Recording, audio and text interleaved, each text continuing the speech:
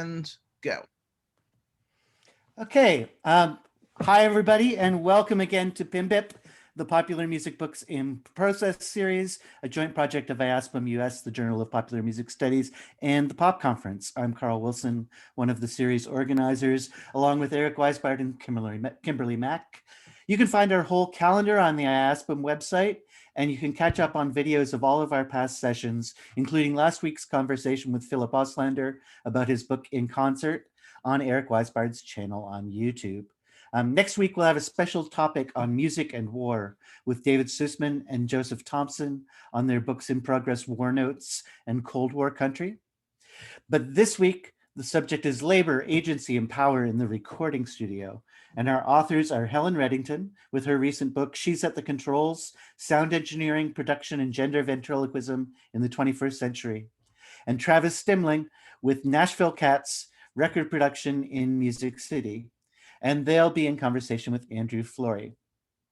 Quick biographies for each of our participants.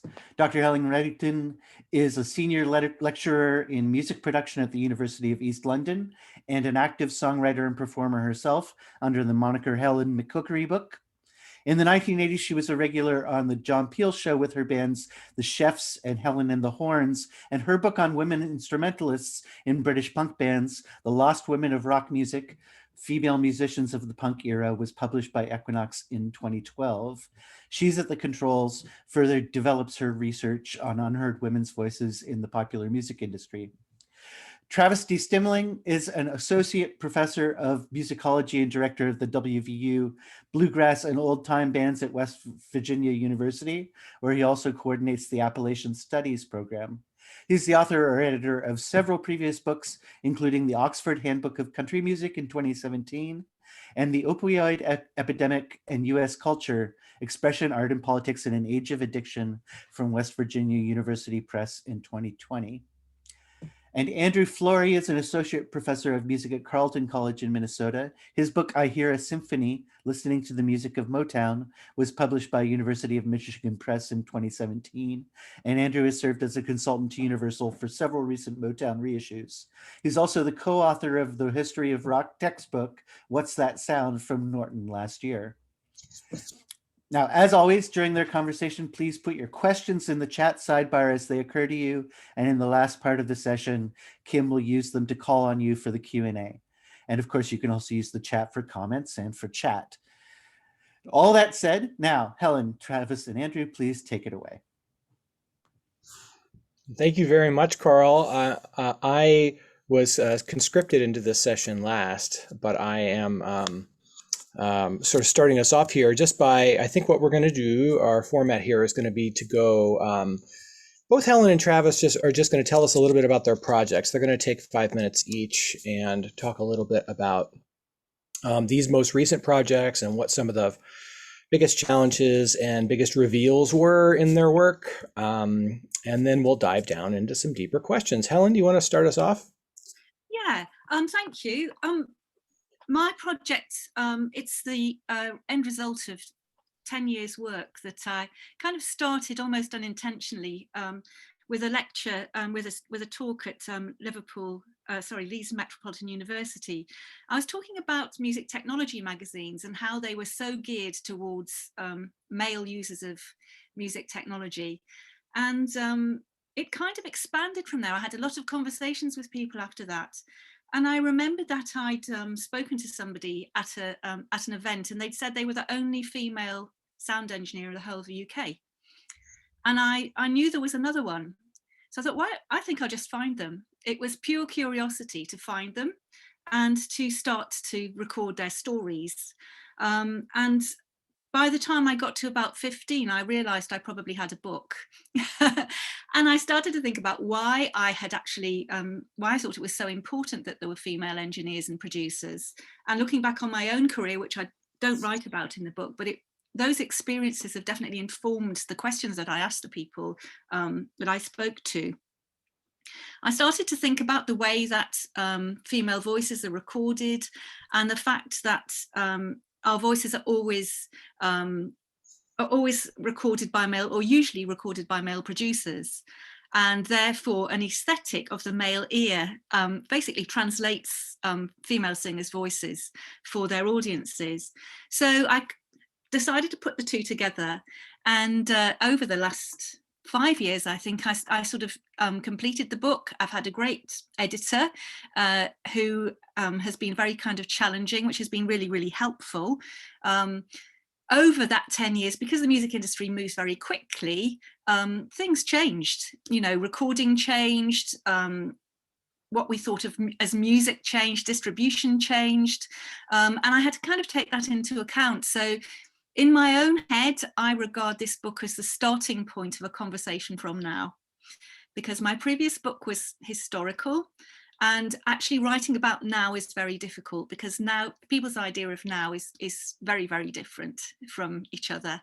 And in the course of writing the book, one of my interviewees died, one of them has transitioned, and as soon as the book was published, it was out of date.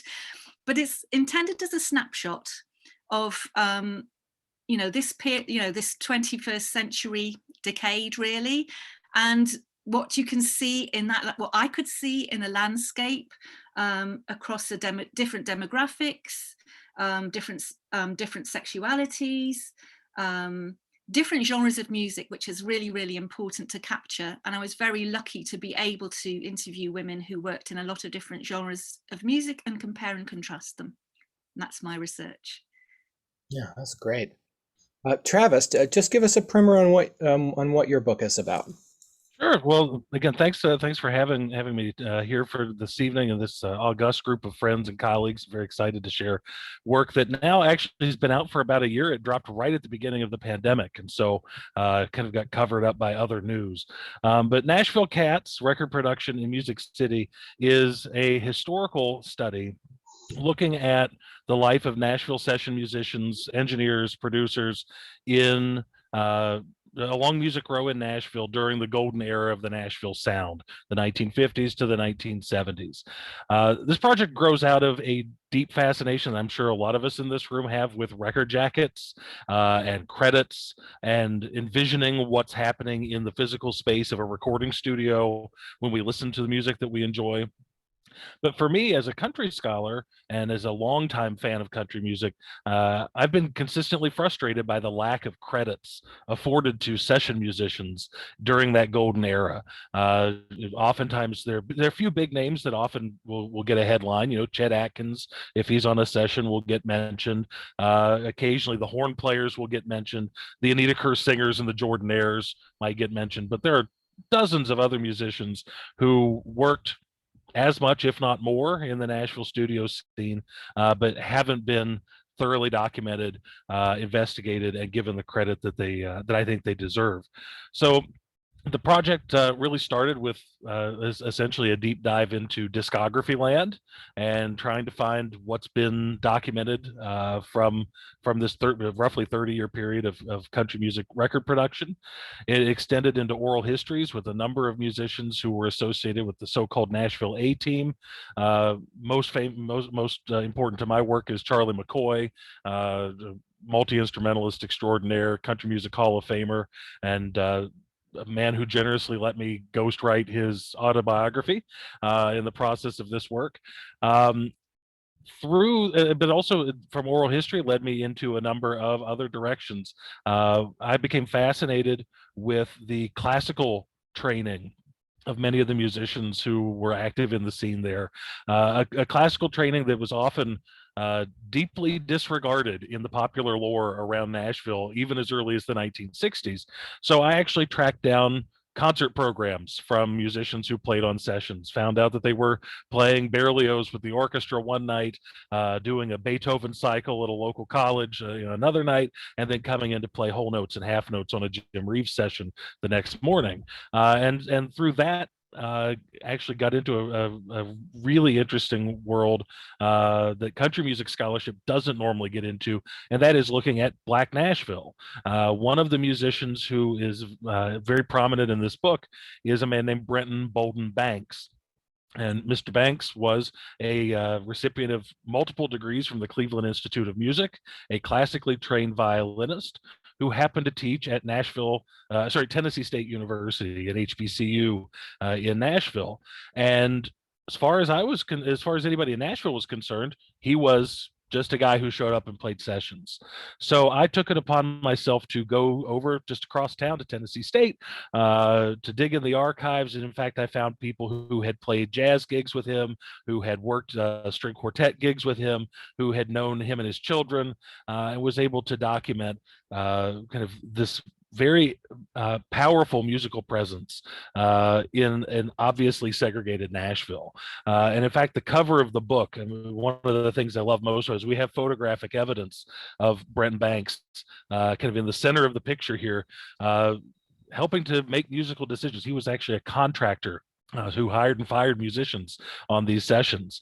And so the project is really about recovery work, trying to document the work of remarkable community of musicians and to problematize many of the myths we've received about recording in Nashville, about country music and its assumed whiteness.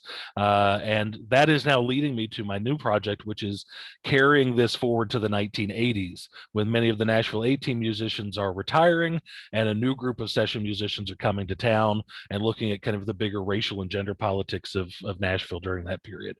So that's it in a nutshell. This is an amazing position to be in, because usually I'm kind of the quiet person in the back of the room who doesn't say anything. But I think for the next 20 minutes, I get to ask all the questions, which is so much fun. And I have a million of them. They're all over my sheet here. So I think the first thing that pops out, and this wasn't even on my list, but it just completely popped out at me when you guys started talking, is the different ways in which gender plays a role into the stories that you're both telling. So, I mean, you almost couldn't ask for opposite ends of the polar spectrum. And so the Venn diagram, of course, is crazy where the work of these two studies crosses and where it doesn't. So just getting at that, I wonder, like, how, like, for either of you could answer this first, but it'd be really interesting to hear from both of you. How do you think your work and the doing the work, as Travis, you talked about, maybe both of you talked about, like, this is a lot of rolling up your sleeve kind of work where you're just like, doing a lot of gritty work. You're interviewing people, you're finding people, but how do you think it's different? Your work is different from the other person's based on sort of the gender content of the study, or the whole world of identity, which in Helen's book is just out in front, and in Travis's book is kind of lurking in the back a little more. I don't know if anybody wants to jump in and tell me. What do you think? Okay. Well, I did worry that maybe I should have interviewed some men to use as controls, because when you kind of concentrate so much on just one gender because of the logic behind your research, it's not my nature to sort of be exclusive, really. Right. And but then what I found really, that I have been working and teaching in a very exclusive industry for a long time. And so that kind of forced the issue a little bit of just really concentrating on women and seeing the world through their lens. Mm-hmm. I sort of mentioned earlier, sort of we hear pop music, we hear voices through a male ear.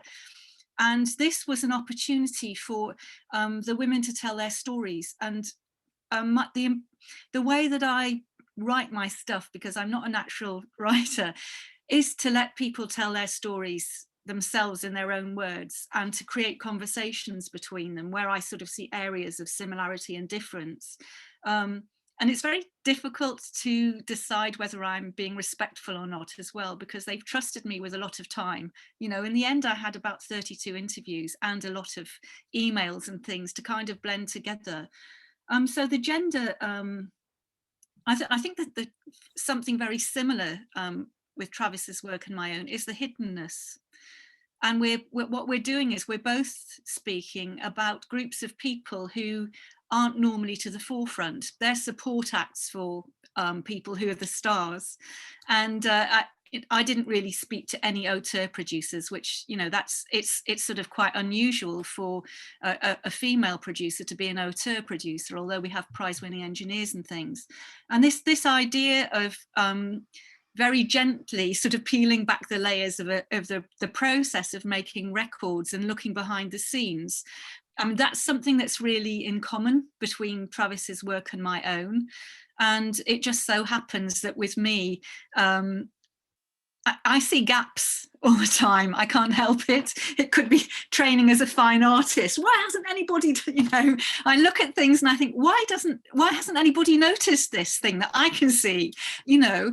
And it's, so that's very much sort of stimulates, it's the gaps in the shelves, you know, in the library. There's no book on that, you know, and it's, so the gender thing is, it's very much to do with a gap that I felt was there, and I'm almost certain that that's what Travis felt too. But that's why my sort of gender thing is so sort of delineated as being sort of female. What do you have to say, Travis? I don't know what you know. Well, and that's there's a lot of resonance between what you just said and what I think I'm planning on saying. I think, which is that for me, gender was always a concern because we're dealing with primarily male-centered narrative, but not always male homosocial space. And so my question was always, where is the gender diversity within these spaces? And so that meant going for me to the photographic archives or to the discographies and finding the name of a woman who never gets mentioned. One in particular, a woman named Velma Smith, who played rhythm guitar on hundreds of sessions and had been at one point in time a barn dance musician, had a very successful career even as a young girl, single digits, playing in barn dances in Kentucky. There's no record of her, right? And it was a matter of like seeing her picture there. I'd seen video of her with her horn-rimmed glasses, like playing this giant archtop guitar. I said, I need to know her story. And luckily, through that you're talking about, the kind of the gritty work using Facebook, somehow I got in touch with a niece of hers who happens to be the family historian and could pass along all of these stories. So for me, it was looking for that gap and seeing a name in a discography, seeing a picture, and then ferreting out what I could using whatever means possible.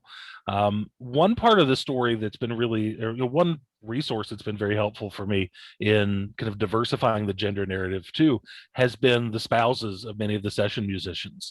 Charlie McCoy's wife, Pat, was for many years the person who signed every paycheck at the Nashville Musicians Union. And so when I wanted to know how payments worked, she was very forthcoming, very supportive of that. Ray Edenton's wife, Polly, opened up the family photo albums and things to share with me. She had herself been a secretary at Decca, and so knew the inside of the industry. Rose Drake, Pete Drake's wife, who basically built his music empire and continues to steward it, opened up her house to me. And there's a need actually to tell those stories as well. And I think I'm really excited to know that Paula Bishop is working on a project to try to document the lives of the people who are working at the office, right? The people who are actually calling to book the sessions, almost exclusively white women in professional roles. And so very excited to see that part of the story is on its way of being told, for sure. Also, I'd point, because of Nashville things, take a look at what Chris McCusker's doing at MTSU right now. She has an active oral history project documenting women session musicians. There's a lot of work to be done in that, just to counter the predominantly male narrative put forward by the Country Music Hall of Fame. And if you want me to rant about them at some point, we need another session. But I'm happy to volunteer. That's super interesting. Even in my work, like I will often tell students that the reason we know so much about Motown is because everything is so organized. And the reason why everything was so organized is because there were all these amazing, super organized women who organized everything. And I can tell you they are. A lot of them, Pat Cosby and Georgia Ward and all these people. Super interesting. Okay, here's another one. You both talk about the ability. So we're talking about people in many instances who are making sounds who are kind of like invisible and faceless. They're behind other people, but their sounds aren't behind other people. And so both of you touch on this idea that these studio musicians can have signature sounds, that they can have, whether it's an engineer or a instrumentalist in the studio. And these sounds are the little things that sort of make their way out of the recording that have their signature stamp, especially when you've got people making hundreds and hundreds of recordings. I just find this the most intriguing idea that it's like, you're kind of peeking out of the curtain and saying, this is me. Could both of you pick like a cool story of somebody who in your work who has this kind of signature sound, whose name like most people don't know, but when you hear it, you know what it is. Yeah, why don't you go first, Helen? Do you have something in mind? Okay. Yeah, I mean, one of the producers I spoke to was a vocal producer called Yvonne Shelton, who is a gospel producer, and she had a gospel upbringing and was thrown out of the church for doing commercial work outside her church gospel choir. And she had a lot of really interesting stories about how she preserves the gospel sound on recordings. And she did a lot of the work on for a band called the Beautiful South, amongst others, who were a guy called Paul Heaton, who's really quite a well-known British indie artist. And her sound is, she will actually get, so she works alongside the main producer of the record. But what she'll do is she will get the choir, she'll put the choir together, get the blend of voices right for the particular song that's being recorded. And then she'll go into the studio with the choir and she will get the producer to delete all the takes that don't work or that she feels are not true to the gospel sound. So he can't decide that there's something in that he likes that isn't true to the gospel sound. And then she waits there until it's all mixed and then her job is done.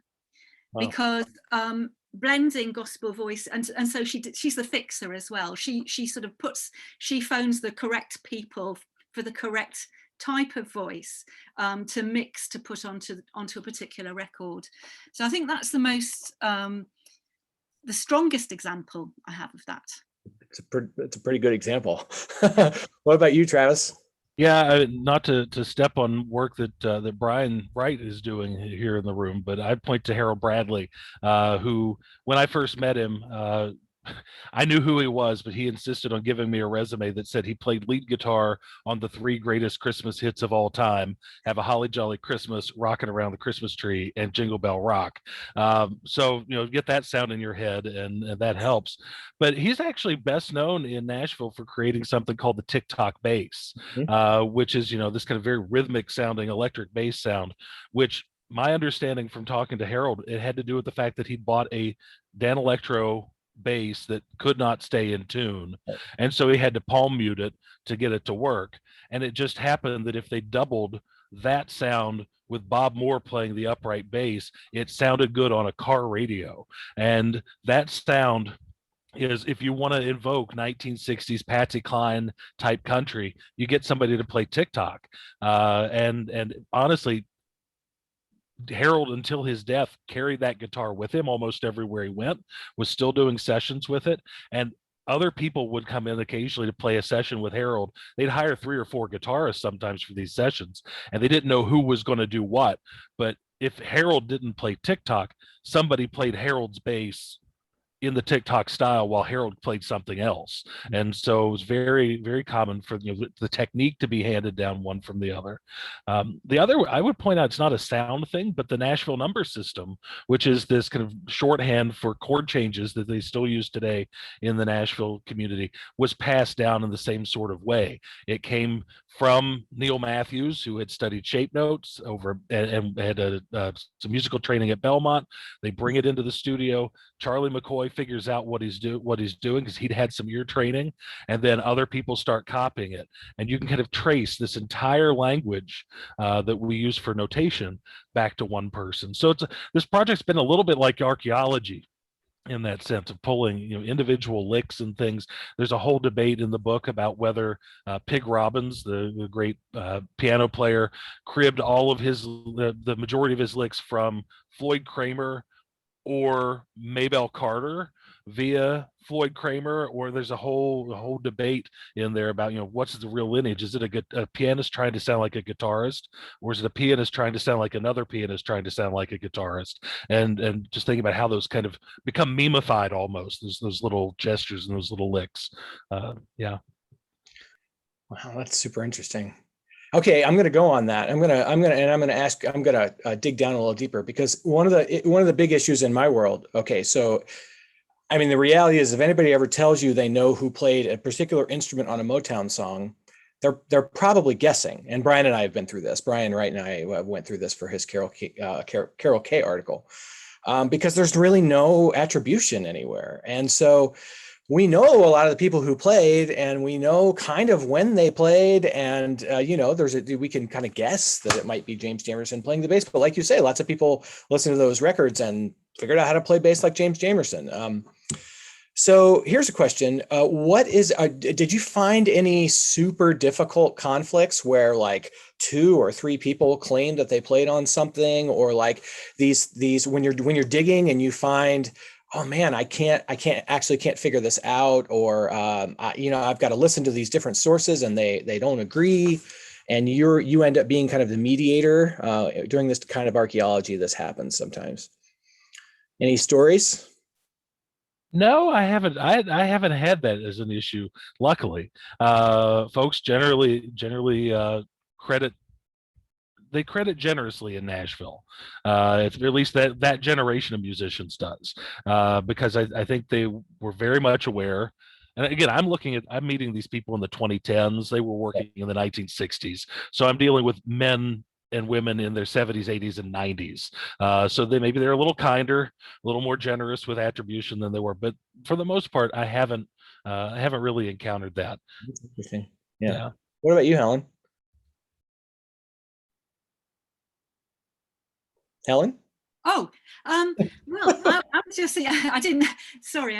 Well, I sort of, it's the opposite really, with what I've discovered, because there's a very famous article in which Björk, I think she's talking to Vice or somebody like that, about how her production work is always attributed to men, and even if a man walks past the room, then that person is called the producer because he's a guy, and almost across the board. I mean, Florence and the Machine, Isa Summers was the original producer there. She was the machine, and it took her a long time to get her credits. And it's very, very common for women producers not to be credited on their work. And in fact, Björk ended up recording, I think it was Vespertine, with an all-female crew that was Layla Arab doing programming with Björk, and she flew Mandy Parnell, who's actually a mastering engineer, with portable mastering equipment out to Iceland to work on it. And they wouldn't let men in because of this thing that if a man sort of was there in the room, then the man was automatically accredited with the production. So I think it's, it's been a very, very difficult thing it was a difficult thing for a lot of the women that I spoke to actually to establish themselves as being producers or engineers. And there are several stories in the book about, the woman sitting in the seat in front of the mixing desk, and a guy, the guy's coming in and asking them for a cup of tea, because they think that they're the person that makes the cup of tea and not the person that makes the sound. And that's happened on several occasions with women that I spoke to, and generally sort of being criticized for not setting up the equipment quickly enough, and being disrespected, being assumed that they're a person with no skills, no audio skills. And I kind of filtered out some of the stories because they were a bit hair-raising, but it's a little bit depressing how frequently women are sort of nudged out of the picture. And actually, that as I was writing the book, more and more things started appearing online about women who'd actually done things, and even stories like the couple in Barnes in West London who were used to cut reggae records. And I remember watching a BBC TV programme on them, Hassel, Fred and Felicity Hassel they were called. And the programme, they were talking about the guy and how clever he was, but the person actually putting the shellac onto the machine was the woman, you know. And I said, but why aren't you asking her anything? Because she's doing it, you know. And we get really used to assuming that the history all belongs to a particular gender. So I'm expecting a lot more women producers to start being lauded and coming out of the sort of being brought out of the hidden depths of wherever they've been, which I think will be really interesting, you know. And it's, you know, suddenly people will backtrack and say, well, you know, producers don't really actually touch the knobs or do any of those, but actually they do, you know. And it's kind of you know, our brains are able to do all sorts of complex things miraculously. I think this is probably the answer to my first question. You know, when I say, does gender impact the way that you go about doing your work and the kinds of things, you know, this is a perfect kind of, maybe I didn't ask that question very clearly, but this is a great example of like, oh, we've got this sort of old boy, male dominated system where everybody kind of understands things. And then we've got this whole generation of female engineers and producers who are having such a hard time sort of breaking through this glass ceiling and being acknowledged. Right, that's interesting. Yeah, that's cool. I'm starting to look, there's so many great questions in the chat. And in fact, Kimberly, I had one of these down. Talk a little bit about whether or not you ran, I'm asking all these like pitfall questions of difficult things, but like Kimberly asks about ethics. So, you know, anytime you're dealing with people and especially recovering histories, I mean, we've got to kind of filter these things and we've got to think about our distance and our participant distance and things like that. Were there any particular issues that you guys found thorny or any places where you felt like as the academic you had to sort of draw a line or, you know, what do you think? Well, I will say, extending from this project into the book I did with Charlie Mccoy, Charlie's a boyhood hero of mine. So I'll start there. I'm getting to work with like Superman as far as I'm concerned. I grew up watching Hee Haw. He was the music director on Hee Haw for years and years. He's my man, right? I had to make sure that when we set out our agreement that I would co-write the book, one, I'd get credit for it, that my name would be on the cover because I felt like that was necessary to show that there was some academic work in it. And two, I was going to research everything he said, that there was not going to be a single word that he uttered that I would not fact check. That included getting to go to the Dylan archives in Greenwich Village and like go through bootlegs and listen to every bad take of every session Charlie played on with him. It meant, you know, going out and looking at pay records. It meant all of that work because I didn't want to be starstruck. And I think that was, for me, it was a matter of just, that was really important. The other thing, though, and it goes to a question I think Lee Edwards asked in the chat as well about kind of this notion of co-creation that I argue for in the book. You know, I really think that these musicians need to be given more credit for their work in creating these recordings. But in the world of intellectual property, when I say giving credit, that does have implications for other people. And so one of the challenges I've had has been making sure that I don't make firm attributions where I can't, right? Because, or even speculating that there could be an attribution where I don't have everything crossed, because I know that there are some spouses and some children who are looking for a payday on rights that they weren't afforded, especially for when music gets used for movies. They weren't given in many cases access to that royalty stream, and there are people who really do need that. So I think there's some real challenges there as well. But you know, for me, it was a matter of honestly just two things: not being starstruck, and second, not making attributions where they just couldn't be made. Yeah, it's interesting. Yeah. I had three things, really, three main things that I can think of. First of all, I deliberately decided not to do too much writing on Me Too issues. Because I felt that they were part of everybody's story, but I didn't want it to be a distraction from the actual skills and the careers of the women that I was writing about. The second was that I anonymized some of the settling of scores, even though I didn't think that I thought the women wouldn't mind, but I thought that the men might. And I thought they might not really understand how it would come across in print to sort of settle a score. And, a lot of the discussions became quite heated, which I think was quite understandable. So I kind of turned the heat down on some of them. And the third thing that happened was that during the process of writing the book, one of the producers, Miss Melody, who's a grime producer, lost her building. She lost her studio, basically because of a racist assumption. And actually I did get involved in that because she needed somebody to support her. And because I'm an academic and I'm called doctor, somebody from my community supporting her really meant a lot to her.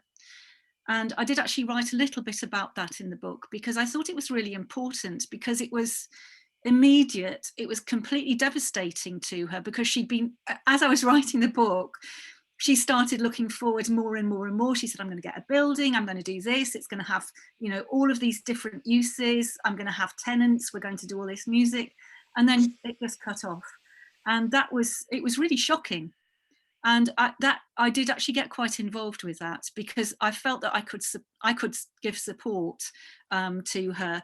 And I think probably that's a kind of working relationship that will carry on because I'm very interested in what she's doing, and so I mean that was a sort of thing where perhaps ethically I was on slightly shaky ground, but actually as a person I really, really wanted to make sure that her building wasn't taken away from her, and I knew that I could support her.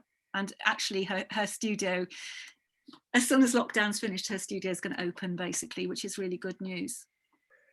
Yeah, there are times when we have to cross the line, right? I mean, we just have to say, okay, the line is there, but this is when it's about humanity and not about my work or whatever. Yeah, great. Writing the book, you have to be very measured. You can't be furious. You can't write down, well, I'm very angry. You can't do that. So to be able to actually you have a practical use for that sense of injustice, that was that felt useful. And I do actually feel very protective over the women that I spoke to. And I think if a situation like that arose again, I think I would probably come out with guns blazing again a bit for them, because I feel like on so many, it's partly being trusted with the stories to start off with. I mean, that felt an enormous responsibility to be the mouthpiece. There I am being a mouthpiece for them when I'm actually writing about mouthpieces. So I was aware of the irony of that, really. So in that respect, I feel like I'm always going to have on my radar what's happening to them in their careers, So cool. I'm going to ask one more question, and then I think it's probably going to be time to turn it over to official Q&A in the chat. I thought this was super interesting. I pulled this commonality out of your work, and both of you are writing these histories that are they're histories of people doing things in time. But then both of you have this dimension to your work where you're also doing sort of a critical reading of the now, and a lot of it comes through education and like public knowledge. So with Travis, it's the Country Music Hall of Fame, which you told us you would take an hour to talk about. But you can understand how your work could interact with these exhibits or things like that, or how you see the manner in which they portray these session musicians. And Helen, your work, it was so interesting the way that it came out, not in sort of this museum context, although of course it could, but in training schools.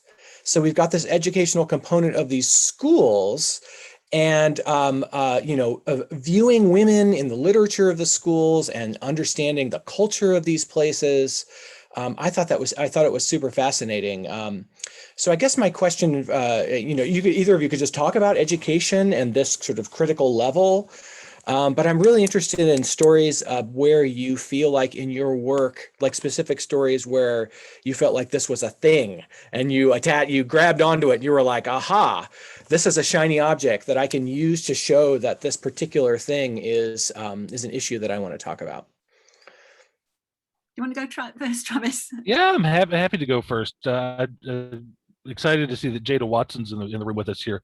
Jada and I have done some work to try to get the Country Music Hall of Fame to diversify very broadly, and to me that would including all of the session musicians who've been major figures, not only in this book but carrying all the way to the early 2000s at this point. The Country Music Hall of Fame has been reluctant to engage any sort of discourse regarding gender and racial diversity in its inductees, and it has refused to make its policies and procedures for induction transparent. We don't even know who's on the selection committee at this point. We've written letters. We've had lots of scholars sign with us, and no movement from the hall. So again, there's probably a book to be written in there at some point, or just on that. The educational thing I'm taking away most these days, though, is I'm really hyper focused on this chapter that deals with notation systems and the Nashville numbers and 7-shape gospel shape notes and round note classical, Western notation, and ear music, all existing in the same space and producing 4 sides in 3 hours, is not what we do in a school of music like the one where I teach. We do so much focus on Western notation. Everything else is kind of bonus. If you're lucky to get exposed to it, cool, but chances are you're not going to get exposed to it. So I've been working with my colleagues in music education to write some essays and do some in-service work, training people in different notational systems and showing how a jam session built around a 3-chord song can teach you as much music as an hour of orchestra rehearsal every week. And so I think there's some room there to think about just how we can diversify the languages we use to teach music in, to invite as many people in as possible. Because right now in the U.S., our public school music is terrible, in large part because it's really a funnel system built to take the most successful and most privileged students on a path toward excellence in performance, and it's not about including everyone. I think that these sessions teach us a lot about that. That's great. That's a great answer. What do you think, Ellen? Well, I think my issue is that as far as sort of education, because in higher education, most universities that I've taught in are aiming to reflect the industry because they're thinking about employability, and the industry is still really, really focused on men having control of sound. So getting any idea of actually changing that is very difficult, because there's an old-fashioned system in place that people are quite comfortable in, and the idea of a university being radical, unfortunately, is not, the very, very, as far as I can see, there are very few radical universities who would take on board the idea of being disruptive rather than just reflective. And so this is really the only reason that I can think of why it is so difficult to get the idea of changing the gender balance behind the scenes to sort of get it through. And it's the only reason I can think of, because for 20 years I've been trying to change it, seeing the singers, the girl singers sitting in the corridor waiting for the male producers to come, 20 years ago, and it's still happening.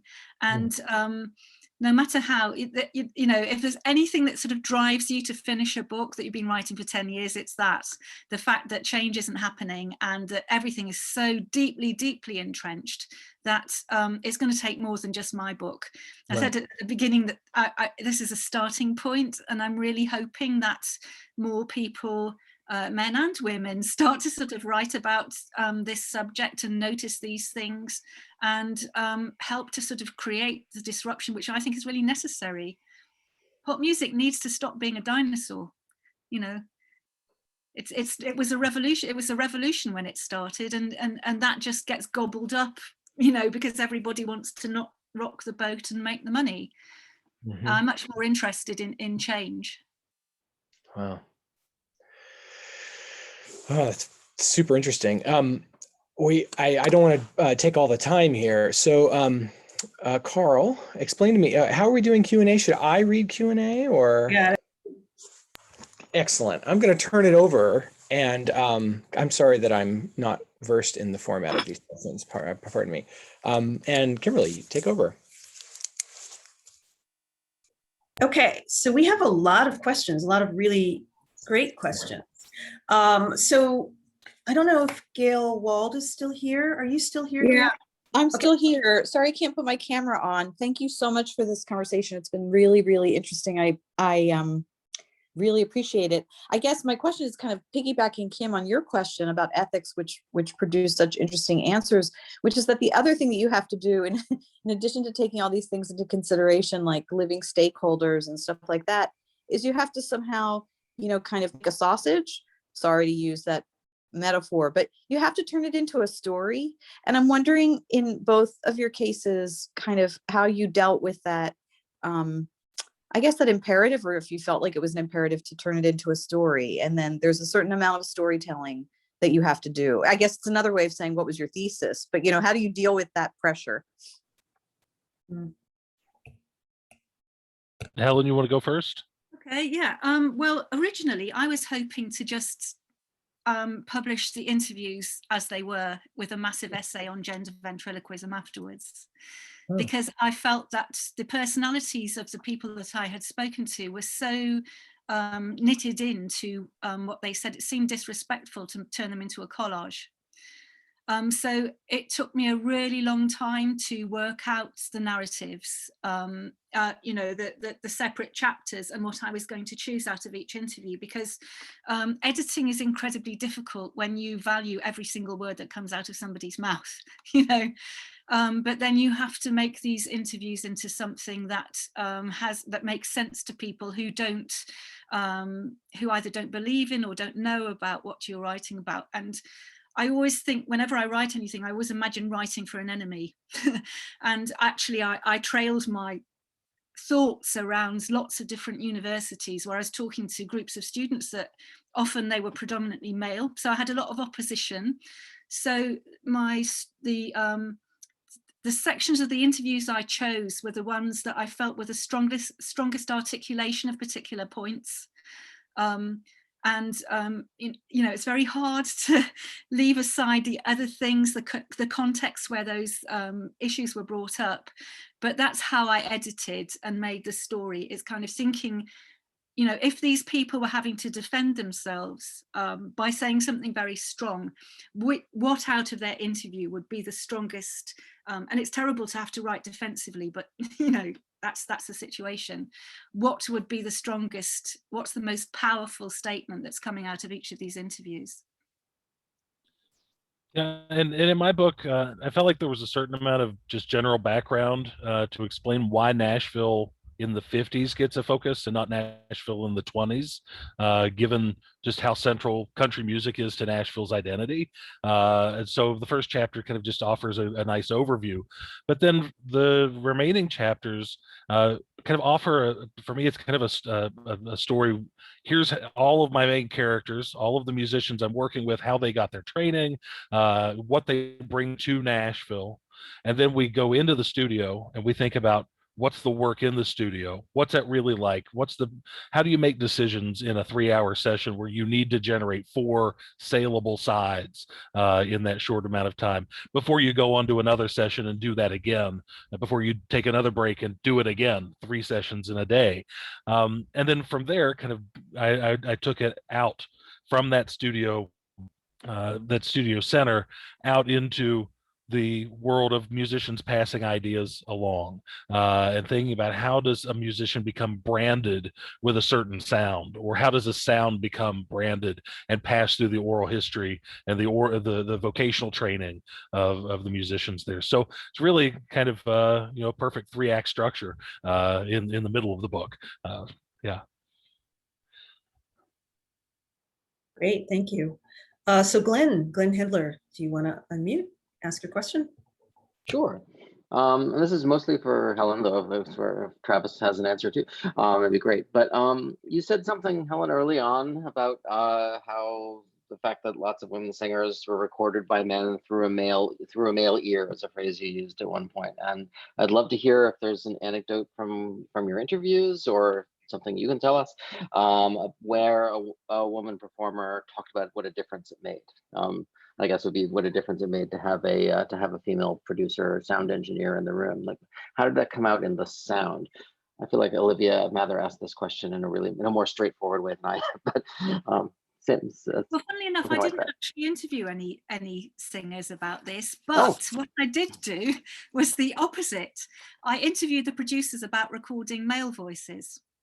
It was very interesting.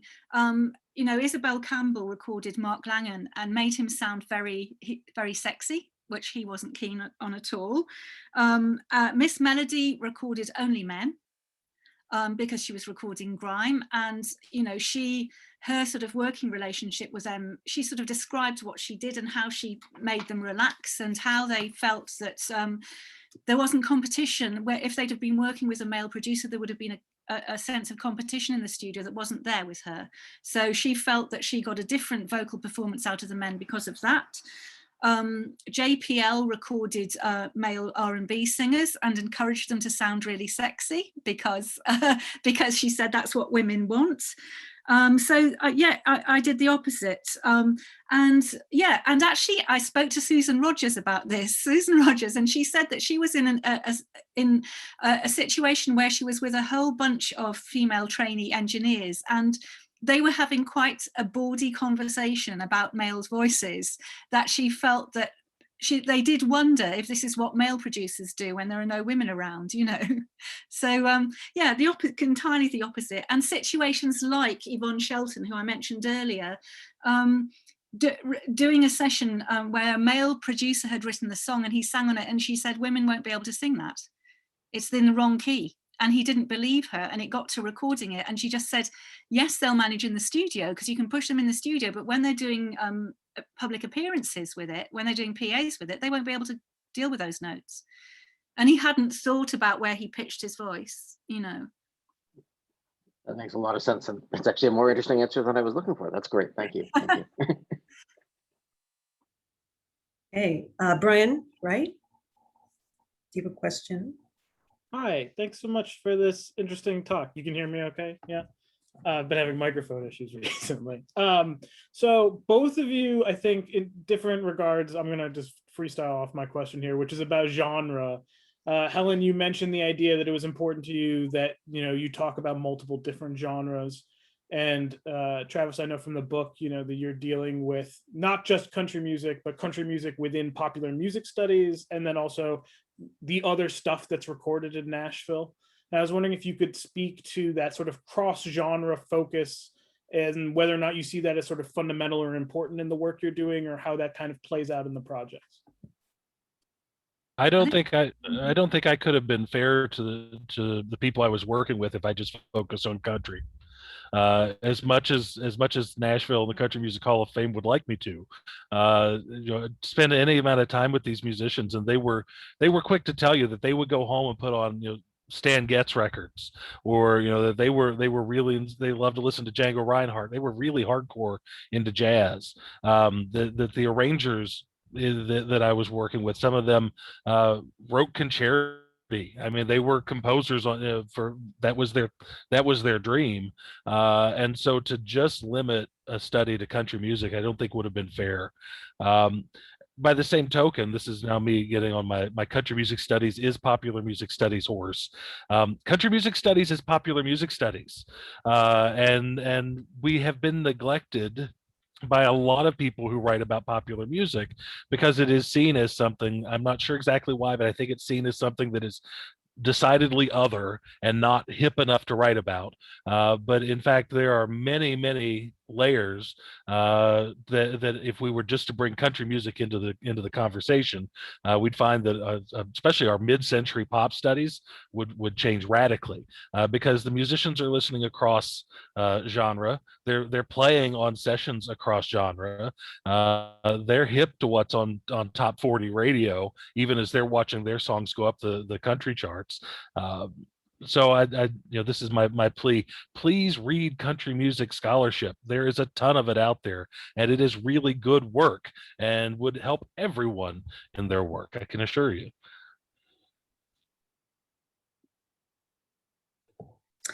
Lee Edwards. I don't know if you want to unmute. Sure. So I think lovely discussion. And I had a question for Travis. You kind of touched on it earlier. I'm wondering if this model of co-creation for session musicians, can you apply that more broadly? How do you think that could change the way we're talking about music in country and other genres as well? And I'm thinking in particular of the Charlie Mccoy stories that you have about the Dylan sessions. And I know that you talked about it a little bit before, so I could also sort of add another point to it, which is, what do you gain by being able to focus on individual session musicians and using the individual to critique the structure of the industry? That's a choice that you made in the book, and I think it's a really interesting choice. So Yeah, thank you.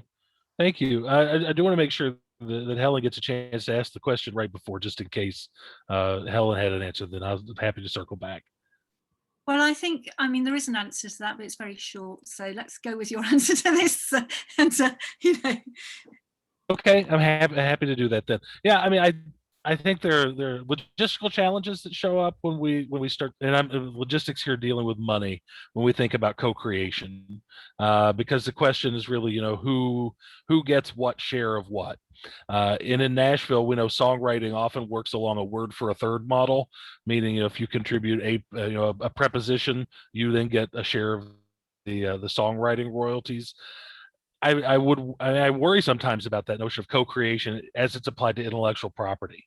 But I do think that there's a great value in considering how musicians travel across genre and travel and in so doing help to co-create other people's projects. You mentioned the Dylan work. The Dylan work's fascinating because in my listening to the Dylan Nashville sessions, Charlie Mccoy was the producer. Hands down, he was the producer. Why would? Because Dylan came with some of his songs half finished. He had 4 or 5 different arrangement ideas at his disposal, none of which would actually work until Charlie translated Dylan into Nashville numbers and country talk, and then you start listening to the things just come together. Now, Charlie is very quick to deny like he had any real important role in shaping these sessions. I listen to those and I hear him as a producer, I hear him as an arranger, I hear him as a mediator, I hear him as the timekeeper. Somehow they still managed to keep on a relatively decent clock. They didn't run over too long, even though Dylan was in one case literally writing songs during the session. I think it's important for us to share those stories a little bit more than we have in the past, and to highlight the fact that really any great work of art, right, musical art, is often the product of many people coming together. And so, I mean, it's a long-winded and not direct answer saying I think it's really important that we continue to tell these stories, because as soon as you do, you take a listen to somebody like, I'll use Charlie as the example again.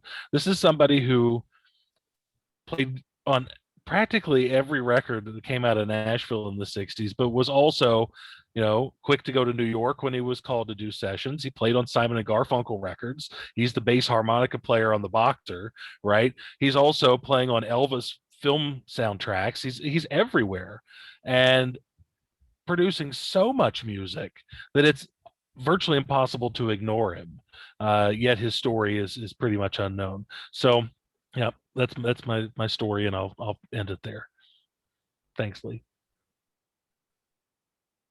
Helen, do you want to answer Brian's question? All right. I just found in my research that I didn't actually look for crossing genre, because I found that the women that I spoke to had found success by becoming specialists in a particular niches, and being experts in their field, often unusual fields. One of the women I spoke to produces cheer music for cheerleading teams, which has certain BPMs.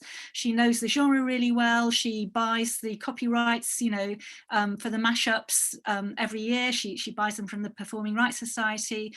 And she gets very, very involved in cheer competitions and tweets the results, and does special offers on custom-made music and things like that.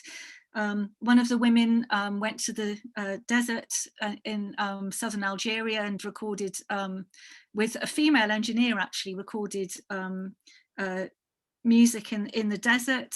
Another one went to Germany and recorded soundtracks with a filmmaker in Germany, in Bavaria. And so they find, there's Miss Melody who does grime, Kathy Cuvelia, who's a reggae producer. So they tend to find niches where they've carved out, once you've carved out that space, it's almost, you have to consolidate that space, I think. And I think that's where the success is really, if you're a female producer or an engineer, kind of knowing a particular genre and working within that genre as much as you can. Well, and I wonder, as you're saying that there is a pretty stark contrast in the kinds of settings that you and I are working in. You're working with independent studios, independent producers, and it sounds like people who are able to kind of brand themselves. The studio situation I'm writing about is a label-owned or label-managed studio that's shoving artists into a room unknown to the session musicians and unknown. Basically, you show up, we're going to hear the songs and get going. Good luck. Hope you know how to play bossa nova, right? And so just kind of it's a difference in the way the industry is structured that might be shaping some of those differences as well. So yeah, I mean the biggest studio, there's a studio in St John's Wood, and that is a big commercial studio, and I interviewed two of the female engineers there. Very, very interesting, because they do they don't know the gender of the people when they're taking on interns, for instance. They don't know the gender of the person who the CV belongs to. So that particular studio has taken quite a lot of female engineers, and I spoke to two female engineers in that studio, and they work with all kinds of different music, and they kind of sometimes don't know what's coming into the studio next. But that's really just the one instance, the one studio where I found that was happening. All right, Eric, would you like to ask your question? No, I can probably pass. You've got more people to go. And I think I might have been slightly off. Helen, I real quick, maybe. I just wanted to be clear. The folks you're talking to, they're more 21st century style studio people. The last comment you made was a more traditional studio. I was sort of interested in recent shifts and how just the fact that it's so much easier to record now, if that had changed the position for women. I think it gives women basic skills to record in the home. The problem is the gatekeepers are still men. So and if it's a woman coming along with their music, instantly it's a woman. It's so difficult to explain, but it's just, the gatekeepers are still men. They're listening with a critical ear. They're listening out. This is something that's Lucy Green wrote about in her book about music education, that male listeners often listen out for second-rate performances or second-rate recording or production, because they know it's a woman. And I think there's that issue. It's just so entrenched. I mean, home studios is something which I think is very funny. The idea of a male recording in a bedroom is really cool. The idea of a girl recording at home is, oh, she's doing it at home. Not professional enough to go to a studio. So it's a double-edged sword, really. That yes, you can do a lot of preparation at home.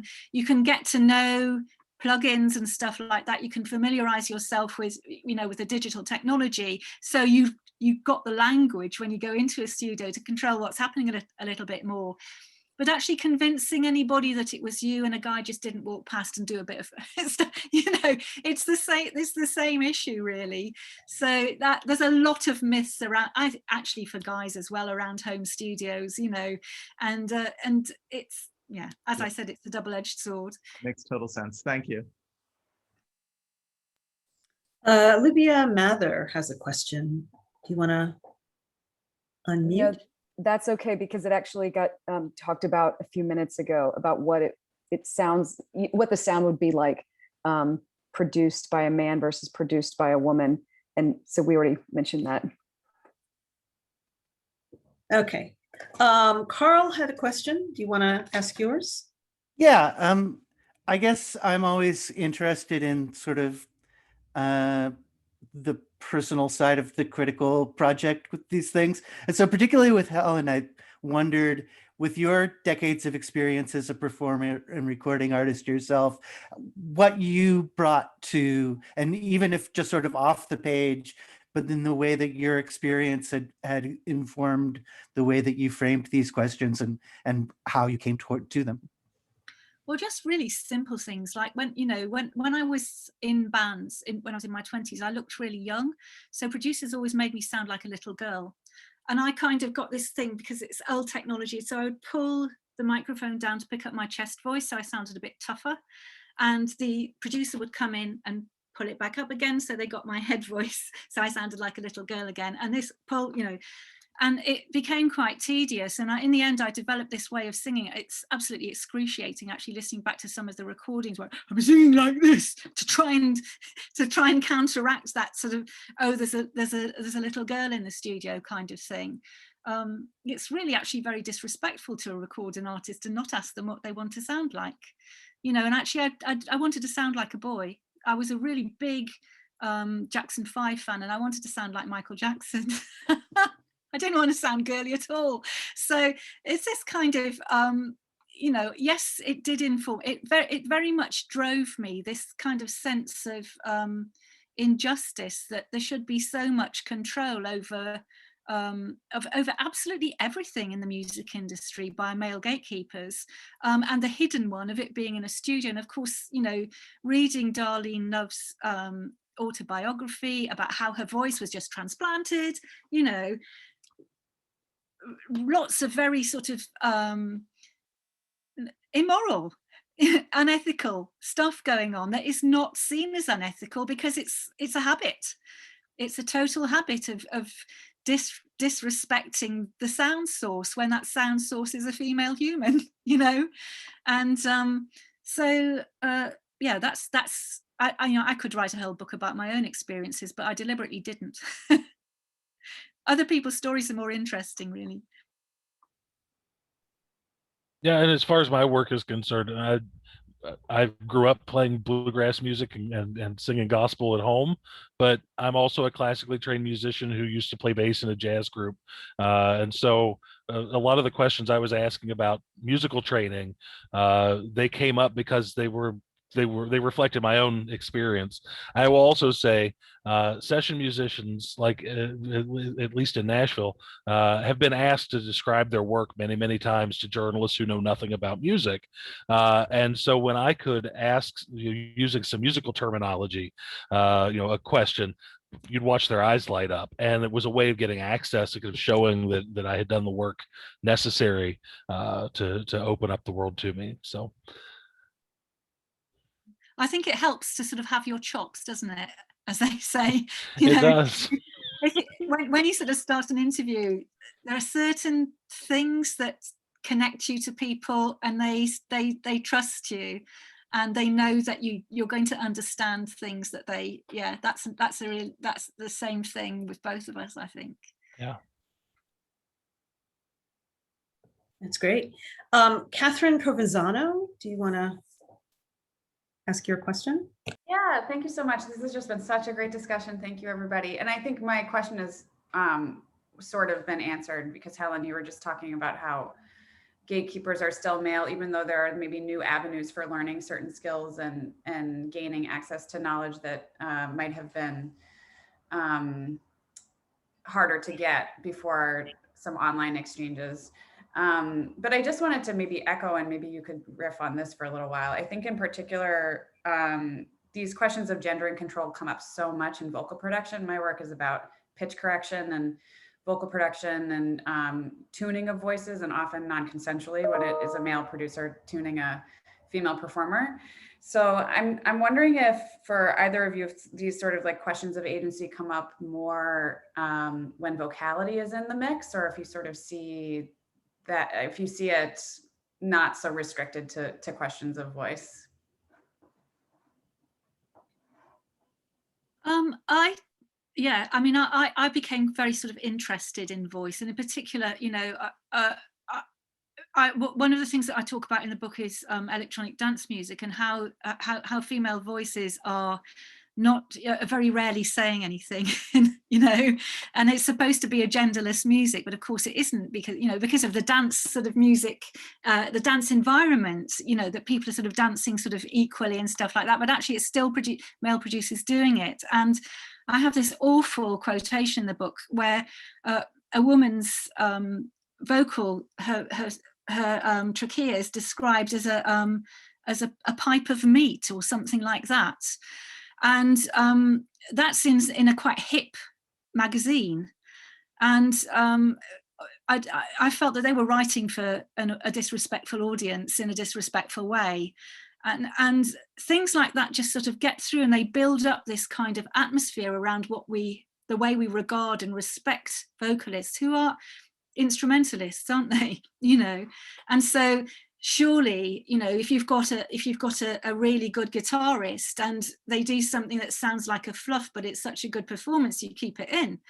If you've got a really good vocalist and they do the same thing, then you keep that in. You don't get the melodyne out and start, you know, messing around with it, or you don't comp it sort of syllable by syllable. You know, just been reading about the Swedish producers and how they, you know, how they sort of, they'll sort of literally do so many takes and construct the language through all the different sort of phonemes or whatever.